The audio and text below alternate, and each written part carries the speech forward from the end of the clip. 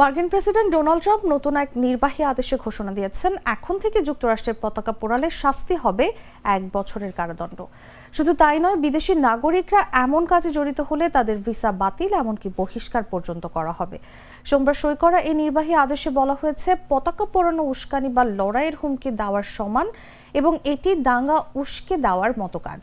যদিও 1989 সালে মার্কিন সুপ্রিম কোর্টের রায়ে বলা হয়েছিল, পতাকা পোড়ানো সংবিধানের প্রথম সংশোধনীর অধীনে সুরক্ষিত মত প্রকাশের অধিকার। আদালতের রায় থাকা সত্ত্বেও নির্বাহী আদেশে সই করার সময় ট্রাম্প বলেন, যদি কেউ পতাকা পোড়ায় তাকে 1 বছরের জেল খাটতে হবে। আগাম মুক্তি নেই, কোনো ছাড় নেই, এটি তার রেকর্ডে থাকবে।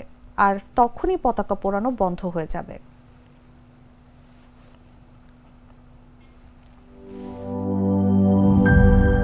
বেশি পাকা টমেটো আর সিক্রেট রেসিপির কম্বিনেশনে তৈরি প্রাউন সসের বস।